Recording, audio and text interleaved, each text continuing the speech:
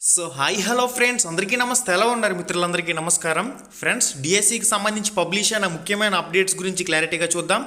వీడియోని ప్రతి ఒక్కరూ లైక్ చేసి మీ ఫ్రెండ్స్ అందరూ కూడా షేర్ చేయండి. అప్పుడు ఇన్ఫర్మేషన్ ఎక్కువ మందికి రీచ్ అవుతుంది. కొలువులు అడిగితే కుళ్ళబొడిచారు. మెగా డిఎస్సి ప్రకటించి ఉపాధ్యాయ పోస్టుల భర్తీ చేయాలనే డిమాండ్తో డివైఎఫ్ఐ బుధవారం పిలుపునిచ్చిన చలో విజయవాడ సీఎం క్యాంపు కార్యాలయం తీవ్ర ఉద్రిక్తతకు దారితీసింది. విజయవాడ నుంచి తాడేపల్లికి వెళ్లటానికి ప్రయత్నించిన నాయకులను ఎక్కడికక్కడ పోలీసులు అడ్డుకుని ఈట్ చేసిన పరిస్థితి నెలకొంది. డిఎస్సి వేయమంటే ఈట్ చేశారంటూ దీనికి సంబంధించి ఒక ప్రత్యేక కథనం అయితే పబ్లిష్ కావడం జరిగింది. ఎంత దారుణం అంటే ఇదేమి రాజ్యం, దొంగల రాజ్యం, దోపిడీ రాజ్యం అన్నట్టు ఇక్కడ నిరుద్యోగులు డిఎస్సి ద్వారా టీచర్ పోస్టుల భర్తీ చేయండి, మీరిచ్చిన హామీని నిలబెట్టుకోండి అంటే ఇక్కడ రోడ్లపై ఈట్ చేస్తున్న పరిస్థితి నిరుద్యోగులను మోసగించారంటూ సీఎంపై తెలుగు యువత కేసులంటూ దీనికి సంబంధించి ఒక ప్రత్యేక కథనం అయితే పబ్లిష్ కావడం జరిగింది.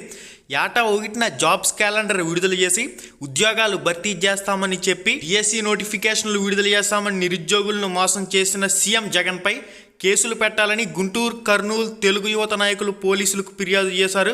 దీనికి సంబంధించి మనకు ఒక ప్రత్యేక కథనం కూడా పబ్లిష్ కావడం జరిగింది. మీరు ఇక్కడ స్క్రీన్ మీద చెక్ చేయొచ్చు. మనకి నెక్స్ట్ అప్డేట్ వచ్చేసరికి ప్రజాశక్తి బ్యూరో న్యూస్ పేపర్లో మెయిన్ ఎడిషన్లో పబ్లిష్ కావడం జరిగింది. మెగా డిఎస్సి అడిగితే నిరుద్యోగ ఉపాధ్యాయుల అరెస్ట్, డివైఎఫ్ఐ నేతలు గాయాలు, తీవ్ర ఉద్రిక్తతలో సీఎం క్యాంపు కార్యాలయం ముట్టడంటూ దీనికి సంబంధించి మనకి ఇన్ఫర్మేషన్ అయితే పబ్లిష్ చేశారు. మెగా డిఎస్సి అడిగితే నిరుద్యోగ ఉపాధ్యాయుల అరెస్ట్, దీనికి సంబంధించి మెయిన్గా జీవో నెంబర్ 117 అనే దిక్కుమాలి జీవో తెచ్చి 15,000 ఉపాధ్యాయ పోస్టులను రద్దు చేసి ఇప్పటికే 9,000 ఏకోపాధ్యాయ పాఠశాలలు ఉన్న విషయం అందరికీ తెలిసిందే.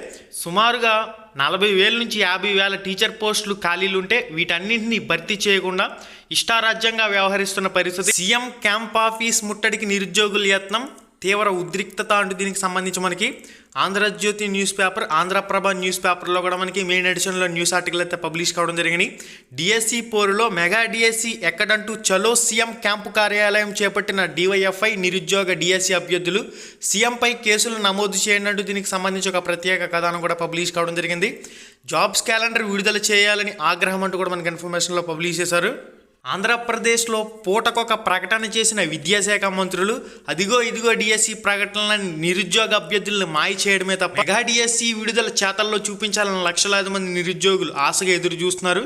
మెగా డిఎస్సి నిరుద్యోగ అభ్యర్థులకు న్యాయం చేసే విధంగా తక్షణమే మెగా డిఎస్సిని విడుదల చేయవలసిన అవసరం అయితే ఉంది. టీచర్ పోస్టుల భర్తీ జరగవలసిన అవసరం ఉంది, లేదంటే హిస్టరీ రిపీట్ అవుద్ది.